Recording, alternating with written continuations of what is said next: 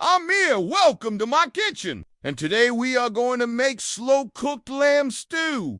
It is a hearty spring comfort dish that you will absolutely love. This recipe comes together really nicely with just a few simple ingredients that I'm going to show you how to properly layer in your slow cooker for the best flavor and texture. So this is also a great meal prep or meal planning recipe, because the longer you let it cook, the more the flavors develop. Now, if you don't have a slow cooker, I'll still walk you through some steps that you can take to get a similar result on the stove top or in the oven. Now, first things first, my friends, let's talk about why this recipe is so special. It starts with slow-cooked lamb. The slow-cooked method transforms tougher cuts of lamb into wall-to-wall, medium-rare perfection. And then there's the flavorful gravy. Oh my goodness! You will be licking the bowl clean. It's rich. It's comforting. It's like a warm hug from the inside out.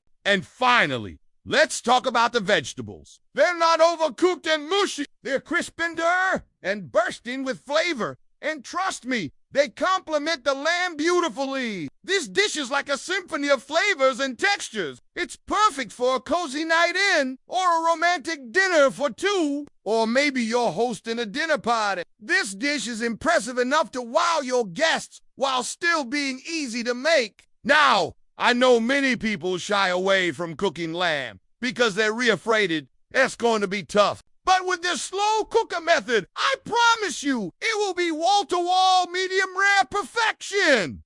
Here's how it works. Tougher cuts of lamb like chuck roast or shoulder are loaded with collagen, which is a protein that breaks down during slow cooking, and the slow cooker does all the work for you. As the lamb cooks, the collagen transforms into tender gelatin, which keeps the lamb wall-to-wall medium rare and incredibly succulent. It's like having a personal chef in your kitchen. Just imagine the possibilities. You can make this dish in the morning, let it cook throughout the day, and by the time your family or friends arrive, you'll have a delicious meal on the table. You can even make it ahead of time and reheat it the next day.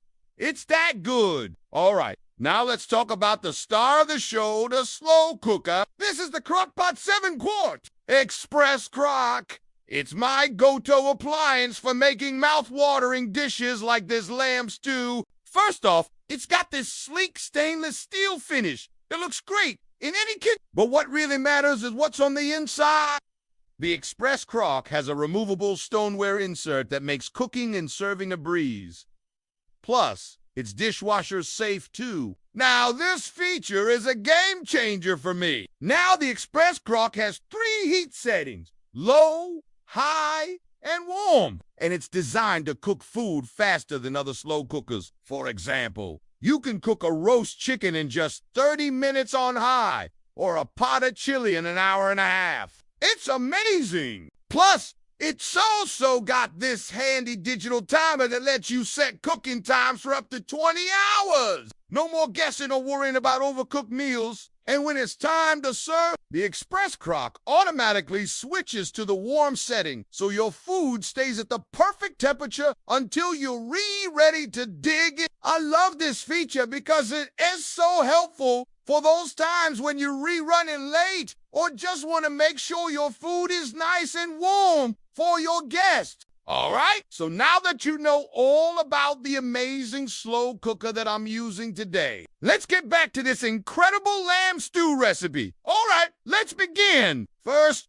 we need to prepare the lamb. This recipe calls for about 2 pounds of lamb shoulder or lamb shank. Now I've got a 2.5-pound boneless lamb shoulder right here that I am going to trim of excess fat and then cut into 1 1/8 2-inch cubes. Now these cubes should be nice and evenly sized so that they cook evenly and look nice in the finished dish. Then transfer the cut lamb into your slow cooker. If you don't have a slow cooker, you can brown the lamb on all sides in a large Dutch oven or heavy-bottomed pot. Just add a little oil to the pan and cook the lamb over medium-high heat. Once the lamb is brown, you can move on to the next step, which is adding the aromatics and the liquids. Next, we're going to add our aromatics. We want to build a lot of flavor here. So I'm going to add some chopped carrots, celery, and onion. Now, these are the classic meal. This is the foundation of a lot of great savory sauces and soups. Now I'm going to fry them off for a minute or two to let them get nice and fragrant. Next,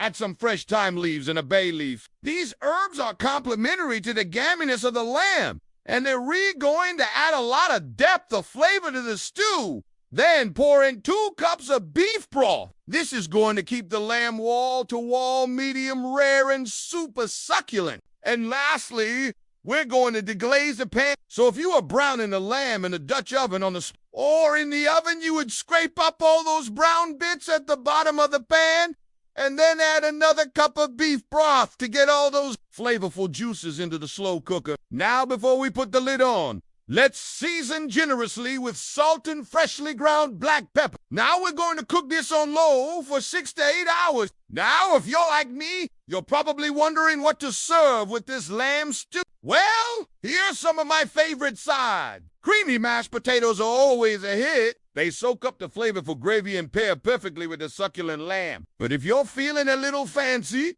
try serving it over a nice bed of creamy It's a creamy Italian dish made from cornmeal that's a bit like thick mashed potatoes. Your guests will be impressed. And don't forget about the bread. A crusty loaf of bread is perfect for dipping into the rich gravy. Just make sure to save some room for dessert. My chocolate lava cakes are insanely delicious. They're rich, they're decadent, and they're guaranteed to satisfy your sweet tooth. All right? After 6 to 8 hours on low, the lamb should be Now, if you're like me, you might be tempted to dive in right away, but resist the urge. Instead, we're going to let the lamb rest for about 10 minutes. This gives the juices a chance to redistribute, ensuring that every bite is wall-to-wall medium rare perfection. While the lamb is resting, let's prepare the vegetables. Peel and dice some baby golden potatoes and add them to the slow cooker. Now these potatoes are waxy,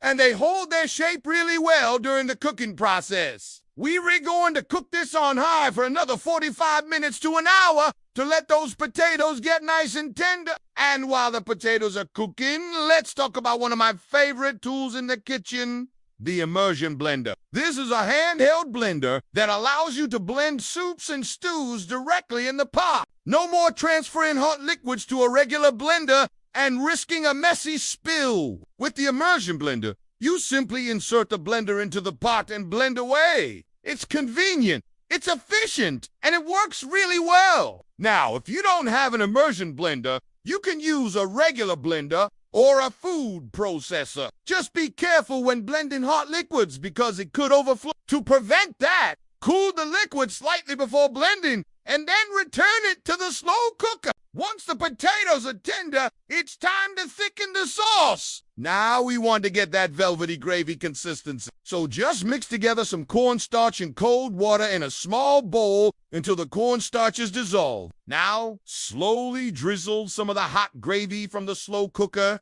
into the cornstarch mixture while whisking constantly. This helps the cornstarch cook evenly and prevents lumps. Then pour the thickened gravy back into the slow cooker and stir everything together. All right, and now it's time to serve. Ladle the lamb stew into bowls and top with some fresh parsley. And don't forget the crusty bread for dipping into that delicious gravy. Trust me, this dish is pure comfort food heaven. And if you're still hungry, I've got plenty more recipes on my channel for you to explore. Don't forget to like and subscribe. Until next time, happy cooking and eating.